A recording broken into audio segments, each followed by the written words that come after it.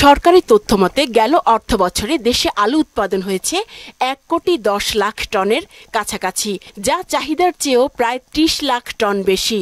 অথচ সেই আলু খুচরা বাজারে বিক্রি হচ্ছে 60 থেকে 65 টাকা কেজি দরে।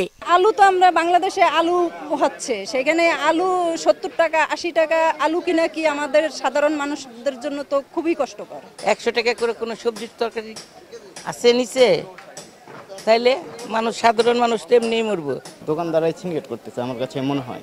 এটা তো এদের হাতে, কিংবা যারা যেখান থেকে পাইকারি নিয়ে আসে এদের হাতে। এটা ইচ্ছা করলে পারবে, কারণ এখন তো গাড়ি ঘোড়া চলাচল করতেছে। আজকের বাজারটা এরকম করাটা ঠিক না। 2 বছর ধরেই উচ্চ মূল্যস্ফীতির চাপে অতিষ্ঠ সাধারণ মানুষ।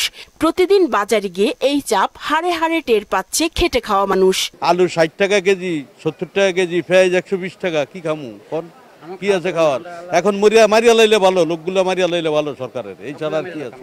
আমাদের যে অবস্থা, 3 দিন ধরে তো ডাইলি পাক করতে পারি না। কেমনে করবো? টাকাই তো নাই, দোকান খুলতে পারি না, ইনকাম নাই। দোকানদাররা কাঁচামাল যখন বেচে, মরিচ, শাক, সবজি সবকিছু রেট বাড়তি ডাবল বেচে। গত কয়েকদিনের সহিংস ঘটনায় দেশের নিত্যপণ্যের সরবরাহ ব্যবস্থা প্রায় ভেঙে পড়ে, যা চলমান রয়েছে কারফিউয়ের কারণে। খুচরা বাজারে তো বাড়াইছে, দেখা গেছে ওরা নানা বাহানা দিচ্ছে যে গাড়ি আসতে পারতেছে না, কোম্পানি মাল দিচ্ছে না। এখনো কাটিয়ে উঠতে পারি না, কারণ যে 1 সপ্তাহ 2 সপ্তাহ যে কারফিউ দিয়ে রাখছে, দেশের যে পরিস্থিতি ভালো না। সব জিনিসপত্রের দাম বাড়তি, কোনো কিছু জিনিসের দাম কমতি নাই। এখনো অধিকাংশ সবজি শতকের ঘরে। বেগুন, করলা, বরবটি, কচুল্লতি সবই সেঞ্চুরি হাঁকিয়েছে। যারা বাজারে আসে, এই কাঁচা বাজারগুলোতে আসে, তাদের সবারই কষ্ট হয়। কৃষিরা যে ইয়েটা আছে না, চাষ করে, ওরা তো ন্যায্য মূল্য পায় না। আর ওরা পায় না, এটা আমরা ব্যবসাদের এটা সিন্ডিকেট, এটা অনেক দাম বেশি হয়ে যাইতেছে। গত সপ্তাহে 120 টাকা করে, আজ 200 টাকা 80 টাকা বেশি কেজিতে।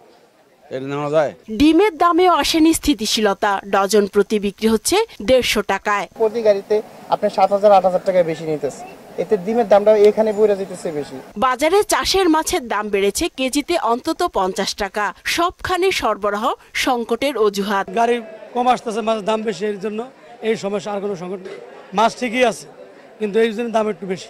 সব মাছের দাম বেশি। ইলিশ মাছ 1700 টাকা কেজি, চিংড়ি মাছ হইলে 1200-1400 টাকা কেজি, কই মাছ হলো 250 টাকা কেজি, আগে বেচতাম 200-220। উষা ফেরদৌস, মোহনা সংবাদ, ঢাকা।